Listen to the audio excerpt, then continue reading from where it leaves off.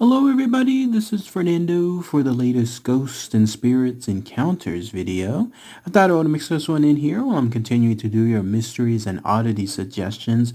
This one is a long tale, very detailed story involving an encounter with various paranormal aspects. So it seems like not only did this person encounter shadow people, but maybe even other items like demons and then other types of ghosts as well. This is a very, very long story, so this is a good way to test out and see if people like the longer stories themselves or if the shorter ones are the best option to go. But once again, it comes from the reddit.com website. They're from the subreddit called Real Ghost Stories from a user called Noah D1992, and they titled theirs as Drugs, Demons, and Exorcisms. Interesting title, no, when it comes to this ghost story. So let's go ahead and let's share it here, and then I'll give my own thoughts and opinions on it afterward. So here's what they stated. Beware, this is a long story. So this is a true story about drug addiction and dealing with demonic paranormal activity. A lot of the stuff might sound far-fetched or sound like it's from a corny movie, but these things really happened. There's a lot of other things that happened as well, but some of it could possibly be explained by other means, so I left a lot of things out. I basically only included the things that were obviously paranormal.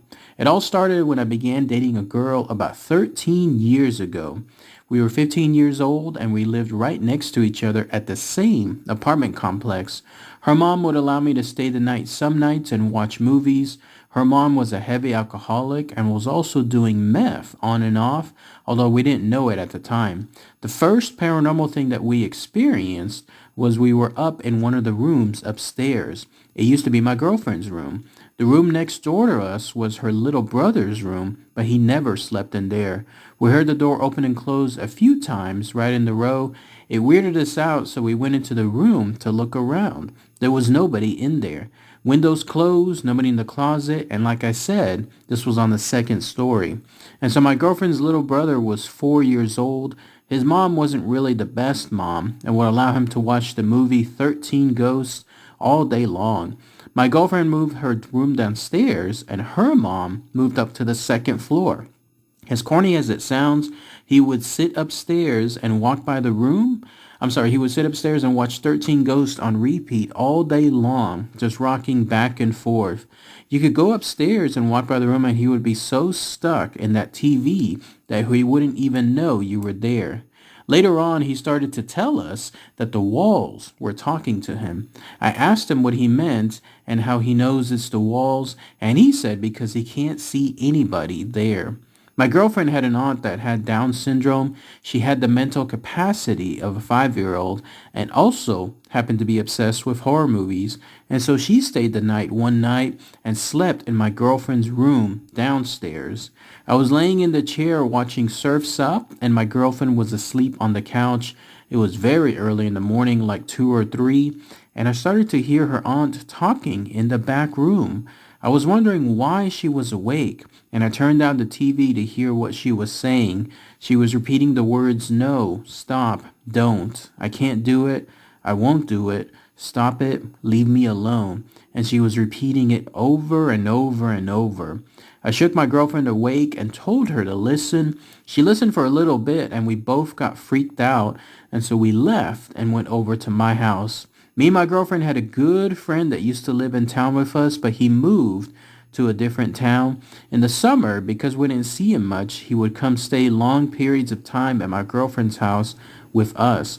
Her mom would basically let us do whatever we wanted. Now, my mom didn't like him that much, so he would sleep over at my girl's house. I know that sounds weird, but it really wasn't. And one night while he was over, I awoke to a knock on the door at my apartment. And so I got up and it was them. They stated they wanted to stay at my house because something scared them. My girlfriend was sleeping and she woke up to a loud slam and then heard heavy footsteps running up the stairs. She yelled my friend's name who was sleeping in the living room on the couch, and he responded, did you hear that too? And so it wasn't the person that did it. Fast forward a little bit, and my family had moved out of town into a different town nearby, and my girlfriend's family stayed in town but moved into a different house. At this point, I had become a drug addict. Not so much on the hard stuff yet, but definitely a drug addict and a garbage young adult with no job. We would stay at my girlfriend's mom's house until she got tired of us and kicked us out. And then we would go to my mom's house in the town nearby until she got tired of us and gave us the boot back over to my girlfriend's mom's house. The paranormal stuff began to increase, and it was no longer just at my girlfriend's mom's house. Whatever it was, I believe it was following us from place to place. So, while at my mom's house, these are the kind of things that started to happen. My sister was a young mom with 3 kids. 4, as the story progresses. Her and her husband and the kids were living with my mom. We all started to periodically hear babies crying. I know it sounds like a movie, but this stuff really happened. We could all be outside in the backyard, pushing the kids on the swings or doing whatever else, and then we would hear one of those babies fussing. One of us would go inside to check, sometimes my mom, sometimes me, and the babies would either be asleep or not even at the house and somewhere else with my sister. The whole family was hearing this, even my extremely Christian mom. My oldest niece, who was maybe about 5 years old at the time, started talking a lot about the quote-unquote the man in the closet and was too scared to sleep with the closet door open. One night she told my sister, "Mommy, it was dark in your room last night." And my sister responded with, "Yeah, baby, it was nighttime." And then my niece said, "No, it was darker than normal." And then told my sister, "The giraffe with the mad eyes wanted to hurt Daddy." These were things that she was claiming she was seeing. Just a quick side note, we just found out last year that their quote-unquote daddy had been molesting the girls for some time and he's now in prison. I feel that that's relevant. And so I began to become obsessed with this thing in our house, almost like I was constantly thinking about it. I kept telling my mom, there's something in the house, but I never stopped talking about it. Finally, my mom said, "I believe that there's something in the house, but I feel like whatever it is really focused on you." And so after she told me that, I broke down and began crying because it was like something clicked in my head. This thing is everywhere I go, and I feel like it's because of me. Now, there was occasions where I was laying on the couch watching TV, and out of the corner of my eye, I could see the silhouette of a person/shadow peeking around the corner from the kitchen. I would turn my head, and there would be nothing there. I hadn't said anything about it yet, until one day my sister, my girlfriend, and I were all talking about the paranormal stuff in the house. My girlfriend said, "When I'm laying on the couch, it's like I see somebody peeking around the corner at me, but when I look, there's nothing." And so my sister and I both gasped at the same time because we had seen the very same thing. The only difference is my sister saw something, turned her head, and then caught whatever it was quickly walk around the corner, and then nobody was in the kitchen. I should take this time to explain that everybody in the house, aside from my mom, had become a drug addict at this point. None of us were on meth yet, so these weren't any hallucinations or paranoia. If you're familiar with drugs, you understand that smoking pot or popping pills doesn't cause you to hallucinate crazy things like these. Whatever this thing was, it seemed like it really started to become strong, like a poltergeist. This is where it became very prominent and was letting us know it was definitely there. One pretty intense thing that I remember at this house was the morning my friend and I came into the house after doing a paper route. It was fairly early. We came into the door and heard dishes being slammed around in the kitchen. This was the same kitchen where we all saw this shadow person. Like I said, my mom is a very Christian woman. She loves Jesus, but sometimes when she was aggravated from arguing with me or my sister, she would angrily knock dishes around while she was cleaning. My first thought when I walked into the house and heard the dishes being slammed around was that my mom must be pretty pissed right now. And so we walked around the corner and froze. Nobody was in the kitchen. My friend said, "You heard that, right?" And I responded with, "Of course." And so I opened the pantry door and no one was there. This was very intense. It wasn't like a mouse infestation. I've had mice in different houses and we never had that issue in this house. It also wasn't like a stack of dishes fell over when we walked in. It was Very obvious that the dishes being slammed around in the kitchen was done for a period of probably 10 seconds. It was like things were angrily being moved from place to place. And so when we walked around the corner, it abruptly stopped. So during this whole period of time, we were moving back and forth from my mom's to my girlfriend's mom's house. When we would go to my girlfriend's mom's house, the paranormal stuff continued to happen there. It always felt like someone was watching you in the bathroom. It's easy to dismiss that, except I've had multiple friends tell me the same thing when I hadn't mentioned it. We would be doing drugs at night on the shed, on the porch, and then hear the screen door and footsteps. We'd look out and there would be nobody. A Cheerio was thrown into the bathroom when my friend was in there, and everyone was in the living room at the time. And so a friend of mine who was a skeptic and didn't believe us was over smoking spice with us one night. We had all smoked a bowl, sat down the pipe, and sat there quietly spacing out. Out of nowhere, two big knocks/slams on the kitchen wall right next to us caused my friend to reevaluate his skepticism. They were loud and aggressive. Now this is where the hard drugs come in. Make of this what you will, but this is what my friend told me he saw. My friend Kenny was also like a brother. His dad had gotten my girlfriend's mom pregnant, and they had a kid. Kenny was my friend before this, and then we all became family. His dad married my girlfriend's mom, who is basically a second mom now. They ended up getting divorced, but we all had lived in the house together for a while. Kenny still came over and stayed all the time at my girlfriend's mom's house with us, and she was like a mother to him too. He began using meth and fentanyl a lot. He would come down off of a runner, come over to our house, and eat all of the food because he hadn't eaten in days. Because of this, my girlfriend and her mom told me that I had to tell him he couldn't keep staying the night. One night he came over and I told him, "You can't stay here, bro." He begged me to stay and told me he was scared to sleep at his house. I asked him why, and this is what he told me. He said he was high on meth, and it all started with his extension cord being tugged on. And so this is what he said. "I got up and walked from my room into the living room and looked out the window. It was getting dark outside, and the shadow of what looked like an old woman hunched over with a blanket draped over her was standing in the yard. I walked out into the yard, and there were these two skinny little things running around her that kind of looked like kids. I hollered, 'Hey, what are you doing over there?' And whatever this was turned towards me. I couldn't see the face as it was all a shadow, but it turned in my direction. In my peripheral vision, these were the ones kind of dancing around, moving side to side like they were messing with me. They would get really close to me, and then I would turn towards them, and they would be back by the truck, moving around like that.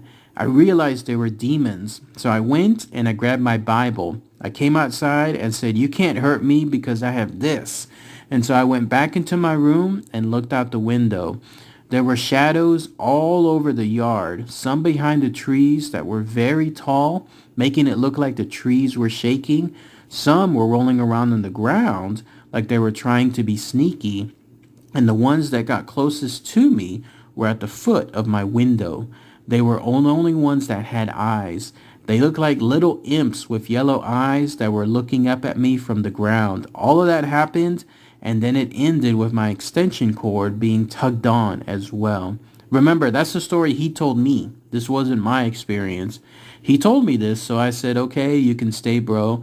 And with all this crazy stuff happening and the drugs taking us over, we decided to go to church together and give our hearts to Jesus. This story isn't being used to convert anyone. It's just what happened. Anyway, that Sunday we went up to get prayed for. We fist bumped each other and said, "Let's do this together," as we were both nervous. At church, we were both still using drugs. I wasn't on meth yet, but we were both still using, and we were trying to hold each other accountable, but still really struggling. That next Sunday, he came by in the morning and asked me to go to church with him and his dad. I made up a lie and said I was going to go with my mom, even though I knew I wasn't. And so after church, Kenny came over and asked me if I would give him a ride to the nearby town to get some money so he could get some fentanyl. I told him no, and he got frustrated with me. I told him to ask my girlfriend, and if she said yes, I would go. He didn't ask her, he just left. and that was the last time I ever saw him. I felt a very strong draw to go to the church that night. I went alone as there was some pastor there that I had never seen, and so I was sitting towards the back as he was preaching, and I was thinking certain things in my head. I was questioning certain things about God, and then on two separate occasions, this man looked me in the eyes and answered the questions that I was asking in my mind. He then pointed at me and said, "Someone over here needed to hear that." And so I began sobbing, and that night I really fully gave my heart to God, and I was still crying by the time I got home. And I was telling my girlfriend about the experience I had had while we were sitting in the bathroom. We both felt cold chill, and then all of a sudden, it was like I couldn't take a deep breath. It got so bad, I thought I needed to go to the hospital. I puked in my mouth, and we went and sat on the couch trying to calm down. The feeling finally went away, and I fell asleep. The phone rang the next morning, and my friend Shadow was at the house with me and my girlfriend. Shadow answered the phone and said, "What? How?" And so he turned to me and said, "Kenny is dead." That night, Kenny had overdosed and died on fentanyl in his bedroom. I don't know if this has anything to do with me not being able to breathe and puking that night. I'm not saying it does, but I'm just saying it all happened on that very same night. It was just kind of strange. And so I broke all of my pipes, and to try to get sober after losing my best friend, I was still struggling, but I had a new outlook on life and a true desire to serve God. Fast forward just a little bit, and my girlfriend's mom finds a boyfriend who also happens to be an addict and alcoholic. Go figure. And so we move into his house, and the paranormal stuff continues there. I start praying every day, reading my Bible, and riding my bike into town to find a job. I'm still doing drugs and drinking, but I'm really trying my best to stop. The last paranormal thing that we experienced was getting up in the morning to get ready for work. My girlfriend and I walked into the bathroom to grab our clothes, and then the button on the TV clicked on, and the TV turned on in front of us. It was an old school tube TV. We immediately knew it was paranormal, but we were so desensitized to the stuff, it didn't really faze us that much. It was just like, whoa, that was crazy, and on we went with our morning. I've gotten sober for 3 years and was going to church regularly, and I married my girlfriend. We moved into our own house and didn't experience any paranormal stuff again for that entire time. I ended up slipping back into drugs after this period of time, divorced my wife, became a heavy alcoholic and pill addict, and then eventually found my way into heroin and meth. This was something I said I would never do again after losing Kenny. But as soon as I introduced the drugs back into my life, the paranormal stuff began again. I was working with developmentally disabled adults. My participant was in a wheelchair, and when I put him into bed, I would bring girls over to his house, have blank with them on his hide-a-bed, and then also do heroin. I was sitting with a girl on the hide-a-bed, and my giant gauge earrings were sitting on the arm of the couch behind the bed. It was very flat and sturdy, and so we were sitting there watching TV, not moving at all, and all of a sudden, one of my gauges flies off the couch and hits the wall. I started freaking out and saying, "Did you see that?" She was freaking out too, and we couldn't stop talking about it. I did what any rational person would do and shook the arm off the couch to see how sturdy it was, even though I knew we couldn't knock it off. And so I went and grabbed my gauge and put it back on the couch by the other one, laid back down and started thinking to myself, that'd be crazy if it happened twice. And no kidding, it flies off the couch again. This stood out to me so much. It was just so crazy. This happened right in front of my eyes, and despite everything that I had already seen, it was so unbelievable. While I was on the drugs, I was constantly having thoughts of blowing my head off. It was like I could see it in my mind, me putting a gun in my mouth and then blowing off the top of my head. And so I started using meth, and of course I would see shadows regularly. Whether you not believe the shadows you see on meth are just from being up that long or actually seeing demons, you definitely see a lot of stuff. So this is the craziest part of the whole story. You can call me crazy, call me a liar, but this is what happened. It's the craziest experience of my whole life. I ended up going to prison for 3 years for trafficking heroin. I turned my life around, got out at the age of 27, and became a licensed pipe fitter, a certified personal trainer, and walked away from the drugs until beginning to abuse kratom. I definitely turned my life around, but there were a lot of things from my past that were still lingering. I was really dealing with hate and rage. Serious fate rage. And I started getting these weird, unexplainable evil feelings. Like if I bought something and it came out to $6.66, I would get this feeling almost like I liked it, but in a dark and evil way. Or when I would have blank with my girlfriend, I would take off my cross necklace because it would swing around and I would get that same bad feeling. It's an unexplainable feeling. The only way I could describe it was that it felt demonic. Then I started having dreams that there were demons in me. Well, my friend encouraged me to get prayed for, and I finally decided to do it. As the day I was going to get prayer was approaching, I had another dream that someone was trying to pray for me, and in real life, I woke up growling and jumping to the other side of the couch to get away. It was hard for me to believe that there were demons in me, but I didn't know what to expect. I kept an open mind, but really doubted it. Well, they began praying for me, and my body locked up. I was screaming, growling, and moving like a snake. This was not my doing. It was like I've lost control of my own body and something very evil took hold of it. I went through hours of this until I was so physically worn out I couldn't take any more.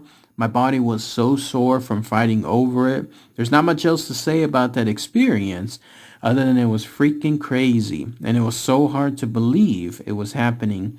Afterward, I just cried and cried.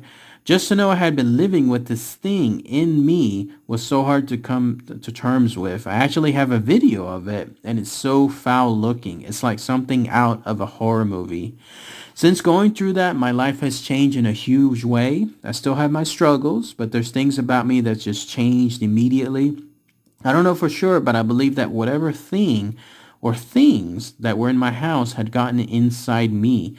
I truly believe that opening yourself to drugs brings a lot of nasty stuff with it. When you're using drugs and you let them take over your mind and you become a bad person, it's a recipe for the demonic. Anytime that I was sober and I had God in my life, these things ceased, but they were pretty quick to come back anytime I began to use. I personally believe that back before prison, when I was on heroin, is when this spirit came into me. That's when I began picturing suicide and became someone else. It all started with me living in the house of an alcoholic and drug addict, and then me and everybody around me becoming drug addicts, and all of our lives fell apart. Thank you for reading this. And that's it. That's everything that this user mentioned in their very, very long story. So lots of stuff to talk about here, right? Let's go ahead and let's focus on that. First off, yes, the big elephant in the room is a lot of this paranormal stuff. Could it have happened during these induced states? In other words, the various level of drugs that they were taking. He went through many paragraphs of that involving him taking it, involving his family taking it, involving his friends taking it as well, all through the lowest levels to what he called the hard stuff afterward. One can't help but think, right? How much of it was truly in his head and then how much of it was really happening. It's hard to say because even he admits it later on that, take that some of this stuff, it can create that type of situation. With him being the only witness describing it in this story, one has to take it on at least some grain of salt. But at the same time, I do believe he's right about that when it comes to taking those drugs. If it's not in his head, it does open people up to those type of scary encounters. There's something about keeping your mind, let's say, open and unsharpened.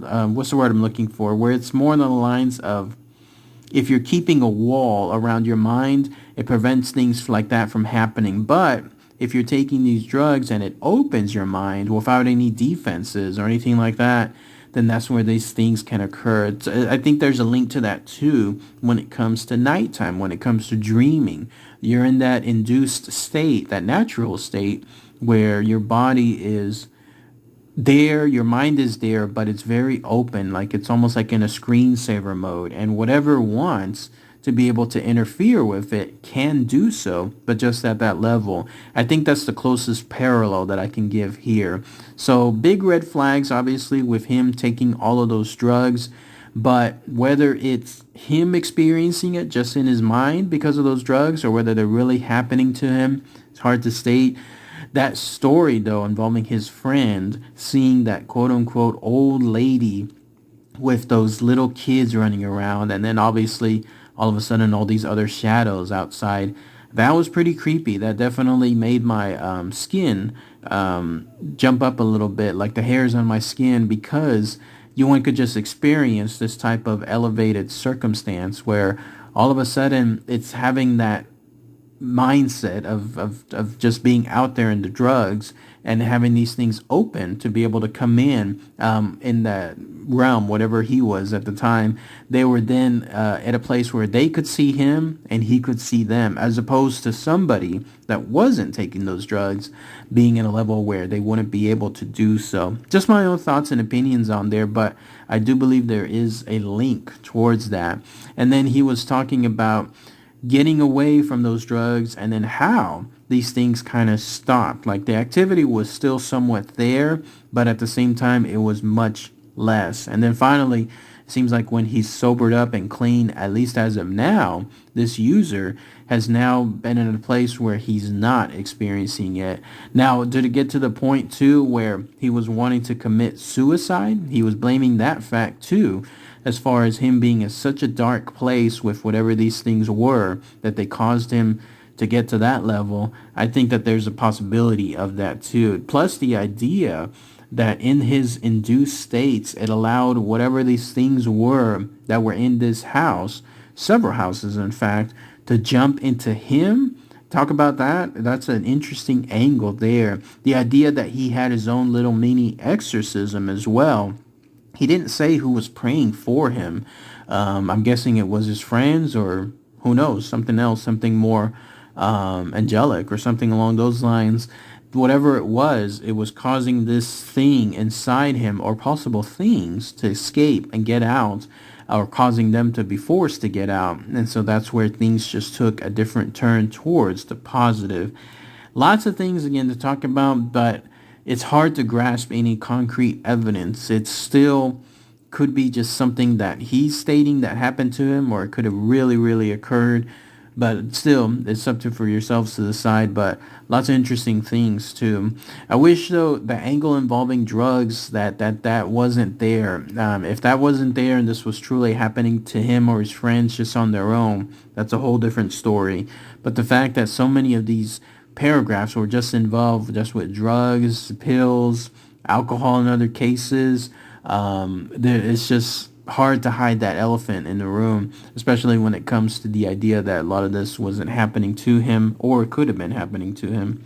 But anyways, just my own thoughts. But I'd love to hear what your thoughts are, and let me know if you like these really long-winded stories too, or if you'd like for me to just focus on the smaller ones. All right, everybody, thanks again as always. Take care. Bye.